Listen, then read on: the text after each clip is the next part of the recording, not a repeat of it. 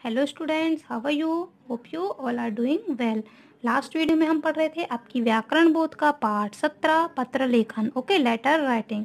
हमने पत्र किसे कहते हैं ये हमने पढ़ा था, और पत्र के प्रकार हम पढ़े थे। पत्र के मुख्य रूप से दो प्रकार होते हैं, औपचारिक पत्र और अनौपचारिक पत्र। ओके, औपचारिक पत्र हम किनको लिखते हैं? जिन लोगों के साथ हमारा निजी संबंध नहीं होता है ना, उनके साथ हम अपने औपचारिक पत्र लिखकर निभाते हैं उनसे। ओके, जैसे ऑफिशियल।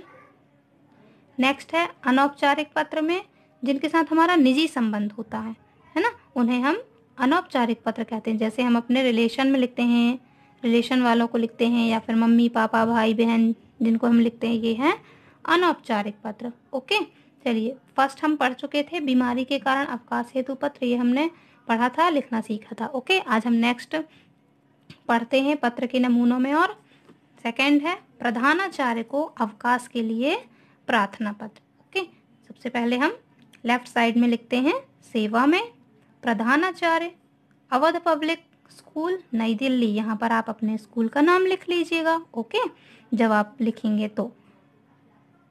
फिर है महोदय, सविनय निवेदन है कि कल मेरी बड़ी बहन का विवाह है।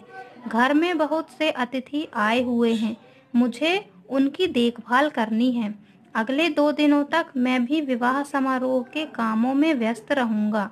अतः आपसे विनम्र प्रार्थना है कि मुझे 3 दिन का अवकाश प्रदान कर कृतार्थ करें। धन्यवाद सहित आपका आज्ञाकारी शिष्य। आप यहाँ पर अपना नाम लिख सकते हैं, कक्षा और दिनांक लिख सकते हैं।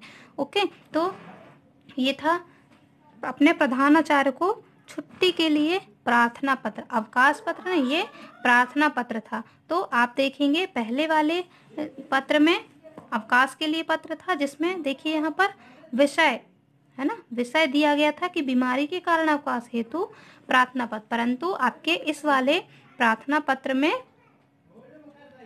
यहाँ पर विषय नहीं दिया है।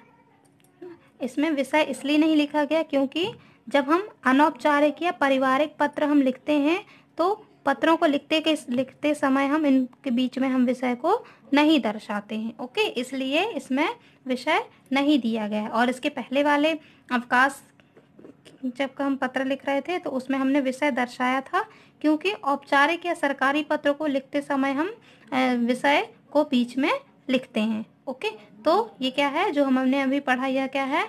अनौपचारिक या पारिवारिक पत्र, जिन्हें कहते हैं इनफॉर्मल लेटर। ओके, नेक्स्ट है पत्र का तीसरा प्रारूप नमूना दिया है। कक्षा में प्रथम आने पर पिता को पत्र, है ना। कक्षा में यदि आप फर्स्ट आए हैं, प्रथम आए हैं, तो उस खुशी में अपने पिताजी को, अपने पापा जी को जो पत्र लिख रहे हैं उसका नमूना यहाँ पर दिया है।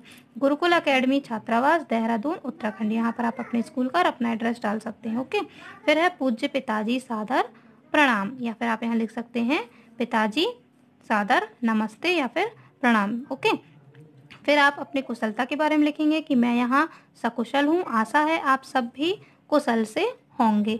आज हमारे विद्यालय का वार्षिक परीक्षा परिणाम घोषित हुआ है।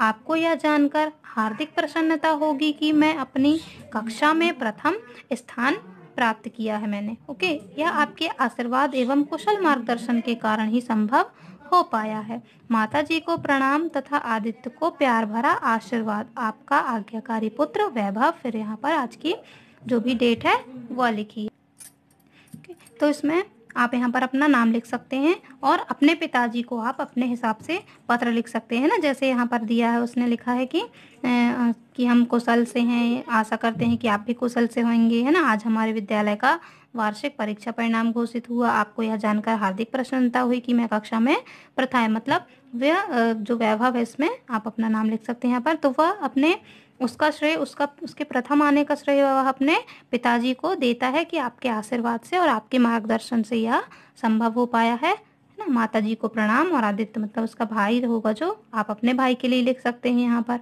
ओके, और आपका आज्ञाकारी पुत्र, यहाँ पर आप अपना नाम और उस दिन की डेट। ओके, चलिए नेक्स्ट देखिए।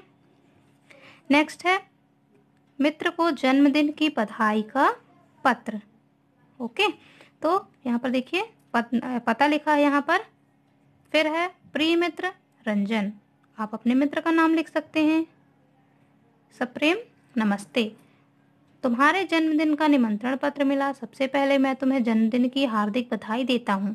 ईश्वर तुम्हें स्वस्थ एवं सुखी रखे, तुम्हें लंबी आयु प्राप्त हो तथा तुम्हें जीवन की सफलता मिलती रहे। मैं तुम्हें एक उपहार भेज रहा हूँ, आशा है तुम्हें पसंद आएगा। इन दिनों माता जी अस्वस्थ चल रही हैं, इसलिए मैं स्वयं नहीं आ पाऊंगा। आशा है तुम क्षमा कर दोगे। एक बार जन्मदिन की पुनः बधाई। ओके, तो यह मित्र को, जैसे आपकी किसी फ्रेंड का बर्थडे है तो आप उसको जन्मदिन की बधाई देने के लिए पत्र लिख सकते हैं, है ना, कि उसने कि तुम्हारा जन्मदिन है, तुम्हें हाँ बहुत बहुत बधाई हो, है ना, उस ईश्वर तुम्हें स्वस्थ और लंबी आयु प्रदान करे, जैसा कि इसमें लिखा गया है। परंतु वह जो जैसे कि यदि आप अपने मित्र को पत्र लिख रहे हैं जन्मदिन के लिए तो आप नहीं जा पा रहे हैं, तो जैसे इसमें कारण दिया है ना, माता जी अस्वस्थ है, मतलब उसकी मम्मी बीमार है, इस वजह से वह अब उसके जन्मदिन में नहीं जा पाता, उसके लिए वह क्षमा भी मांगता है। ओके, तो यहाँ पर आप अपने मित्र का नाम लिख सकते हैं, फिर उसके बाद तुम्हारा अभिन्न मित्र, यहाँ पर आप अपना नाम। ओके, तो ये थी जन्मदिन की बधाई के लिए पत्र था। ओके स्टूडेंट्स, तो नेक्स्ट वैसे ही आप अच्छे से बनाएंगे, अपनी कॉपी में लिखिएगा। जैसे यहाँ पर आपको नीचे दिया है, चाचा जी द्वारा जन्मदिन पर भेजी गई घड़ी के लिए धन्यवाद पत्र लिखो, है ना। तो आप अपने चाचा जी को धन्यवाद पत्र लिखेंगे। आप इमेजिन करिए कि मेरा जन्मदिन था, मेरे चाचा जी ने मुझे घड़ी दी है, तो उसके रिप्लाई में आप उन्हें, अपने चाचा जी को कैसे आप पत्र लिखोगे, धन्यवाद पत्र, तो वो आप लिखिएगा। ओके, और लिफाफा बनाकर पूरा पता लिखो। आपको यहाँ पर फर्स्ट में जो प्रारूप बताया गया था ऐसा, तो वैसे आप बनाइएगा अपने कॉपी में। Okay students, okay, bye bye, have a good day.